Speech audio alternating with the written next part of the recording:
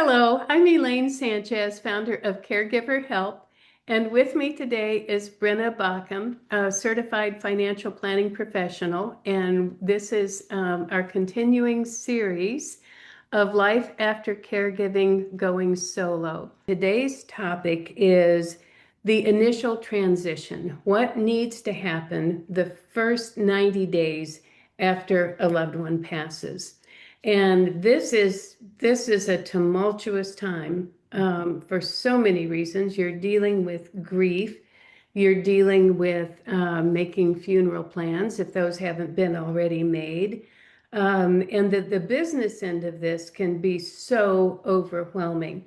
So, Brenna, I'm going to ask you to share your thoughts on what people can do to get through this initial 90 days with the least amount of mental strain and emotional upheaval, Yeah, considering the circumstances. right. Yeah. I had when you were just sharing this, it was bringing back a story of a client who shared with me. We talked about in our first video the importance of sharing the information of what's happening, the decline of Yeah. your loved one. And she had shared that information with me. And then several months later, she called me and said, "My husband has passed." Okay. And I said, "Oh my gosh, we knew it was coming, but it doesn't make it any easier thinking about you so much. How are you?" And she said, "I think I'm doing okay. You're the first person I've called." Oh my. Yeah, and I thought, Oh my. "Oh, we she definitely took to heart the sharing with with Wow. her professional team advice, and she wanted to know what to do. What do I do Yeah. now? What do I do? It's Yeah. been a couple of hours. Should I be doing something else? The Oh my goodness. the care team is here, and Yeah. I was very honored, of course, to be Yes, that was receiving my that first call. thought. What an honor and Yeah, what a responsibility. exactly. Yeah. And I said to her, this conversation and what we're doing now is all you need to do from a logistics perspective. Mhm. Go call your family, go be with your people, and Mhm. breathe.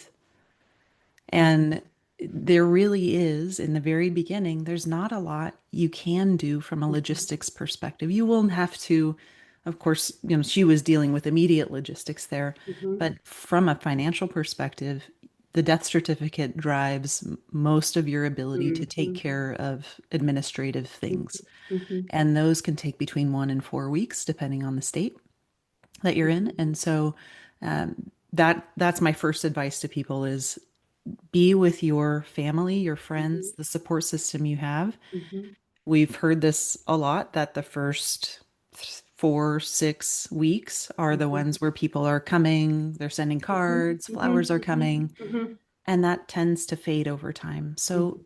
soak that support in while it's Mhm. there and trust that, especially if you do have a team, that they will keep you on track with the stuff you have to do. But from a Mhm. immediate perspective, that death certificate is a really big piece Mhm. and notifying people. So she notified me and then I notified her attorney and her Mhm. banker and her Mhm. CPA. So those Mhm. are just kind of getting that information out so people are aware. Mhm. We can put some locks and things on the accounts so there's no worry about any type of fraud or anything Mhm. happening because Mhm. we know that deaths are public information and sometimes people with ill intent might be trying to take advantage of that. So it's a Yes. good idea to notify your professional team. So that those are the first few things I would say. Okay. Wow, that it's pretty hard, doesn't it? Mhm. One of the things that we advise people to do is make your funeral plans in advance. Yes. And if you want to pay for them, that's great. But the most important thing is to make the plans. And I just think it's important for people to know that if someone you love dies at home, say it's your spouse or a parent, and there's been, a long illness, you call the mortuary first. You don't call 911 because if you call 911, then they come, and if it's a death in a home, then there has to be an investigation. And so you call the mortuary, and if they have all of your information, if they know what the wishes are, whether you are a donor. I mean, all of those things, they can really help you through this. And I would say that a good mortuary is also part of the plan. Yeah. When my aunt died, my uncle had served in World War II, and when he died, they were in Florida. Mm, So she had his ashes inurned at the National Cemetery in Florida, near where they lived. mm. They had both met and lived and married in Washington, D.C. And since he was qualified to be buried at Arlington, I had his ashes, and the mortuary arranged to have his ashes and Aunt Jean's ashes sent to Arlington National Cemetery. Oh, wow. Okay. And, I felt like that was the greatest gift I ever gave to her, Yeah. and it made me feel so good, but I couldn't have done that without the help of a good mortuary. Yeah. So, I think that's something to think about too. And if you can do that ahead of time, it really takes a lot of stress off of your family. Yeah. And in the first series of this series, we talked about having a advisor, attorney, and a CPA. Uh-huh. And so let's add, I think it's a great idea to add a qualified, trustworthy mortuary who you know is Yes. going to be responsive to that list Yeah. of good professional, a four-pronged stool instead of a three-pronged stool. I think that's smart. I think it's good too, because we had a woman in one of our support groups who had done a prepaid plan with a crematorium, Mhm. and it took them 6 weeks to cremate him. Oh gosh. And so that was incredible strain for her, Mhm. wondering what was happening to him. And I know that's a morbid topic, and I'm sorry to bring it up, but I think it's something to really think about. Yep. That, when you do this, make sure on all of these people that you're dealing with somebody that is reputable and trustworthy and has a track record Yeah. of doing things correctly. So, where were we? We were just Well, I mean, the I think first that's, 90 days. Okay, so yeah. let's talk about the other things that you need to do. Yeah, I mean, and that anecdote is such a great example of just the administrative things, all of the things Yes. that are out there that need to be handled. So, Social Security, you do want to notify them as soon as Hmm. possible. So Hmm. any kind of benefits that are collected after this individual passes away have to be paid back to Social Security. Yes. So that's a big mess you don't want to have to deal with. So trying Right. to take care of that administrative need a little bit early can help. We talked in the first video a little bit about what types of income you have Yes. as a either a joint household or this individual has, and were there pensions, and did those pensions have survivorship benefits? Right. Because that's important to notify the pension provider for who that survivor was, understanding, was it 100% benefit? Was it 75%, 50, 0? There's all sorts of iterations of Right. what that can Right. look like. Right. Um, and then I So think, do you, I'm just thinking about our own records. mhm. You should have those telephone numbers, that contact information, so that you could call them and notify them right away. Yes, Or I think as much as possible, and many of them might say things like, well, we're not going to do anything till you get us a death certificate. got it. Okay. However, Social Security will very much say, wonderful, thank you. I mean, not wonderful. They'll say, I'm sorry for your, Yeah. I hope they'll Yeah. say, I'm sorry for your loss, but Hope so. wonderful that you let us know Yes. early so that we can do this the right way the first time, as Right. opposed to having to unwind things. But that's a great Now, idea, having that in your list. if a person dies, say they get their check and then they die a couple days later, what happens to the money that was deposited into their account? It's considered received by them. Okay, so they don't have to pay that back. Yep, it's Okay. based on date of death.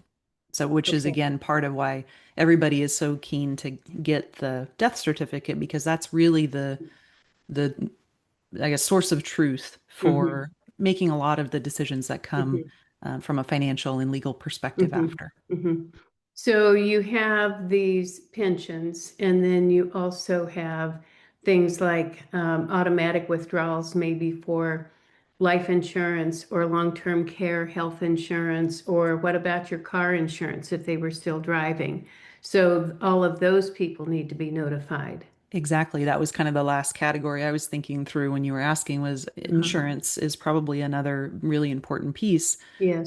especially if there was a long-term care insurance policy that was providing or needs to pay benefits. Mm-hmm, mm-hmm, Getting that squared away early when that stuff is top of mind, I think is an important piece of this. Or if there were life insurance policies with benefits that will be paid out. mm-hmm, Again, all of these will require a death certificate. However, having that information, and again, just like in the first video, we talked about what can we do now mm-hmm. to make things easier later. That's Right. kind of what we're trying to do here is okay, this is the amount of information we have. And a lot of times what I see this, how I see this work is so a pension provider requires a PIN to get into the login, and the Yes. PIN has to be mailed to you. So that's 7 days. Okay. Social Security, and then they need XYZ documentation, and that Yes. takes time to get. So it's kind of like a game of Plinko where you're dropping down and it's kind of your little bouncing around and then stuck somewhere. And you have to just kind of get the ball rolling on each of these little pieces.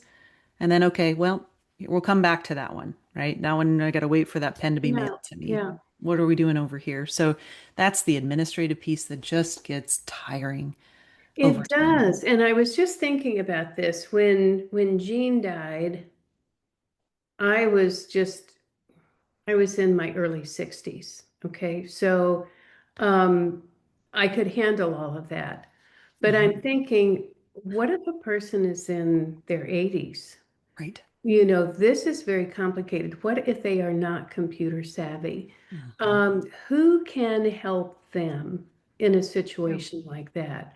Um, Now, we have hired a professional trustee, and I was thinking that this person would be, rather than making one of our children the enemy of the other seven by having them have to be the administrator or executor, that we hire somebody professional. So could a professional trustee help the surviving spouse or maybe a child who isn't really aware of how to do these things?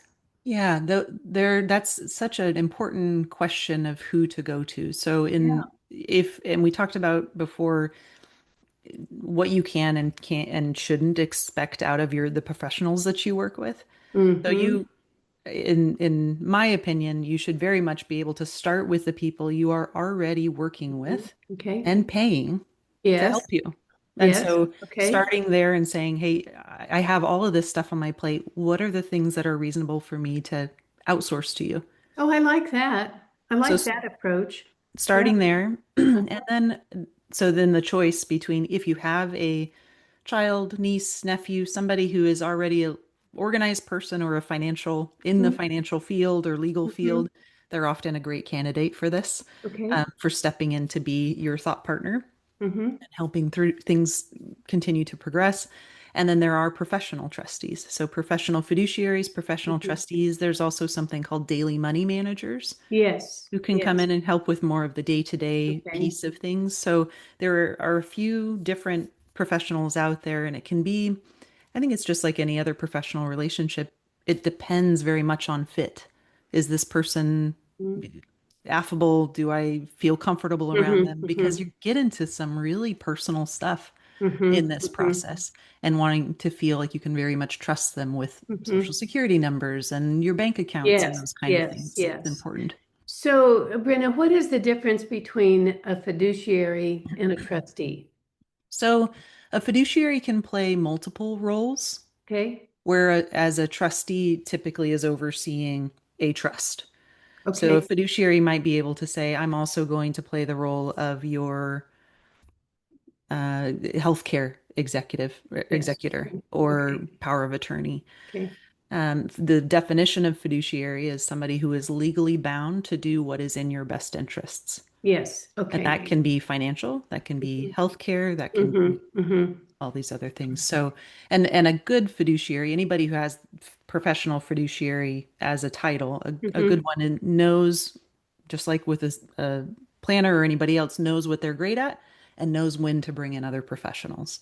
Good. So, trying to make sure that whoever, if you're thinking of working with someone like that, okay, tell me about your network. Who do you work with? Who do you don't want Mm-hmm. somebody who thinks they can do all the things. You want somebody who's recognizing their limitations and bringing in outside help when they need That's it. really good. I wasn't aware of that distinction, so I appreciate you sharing that.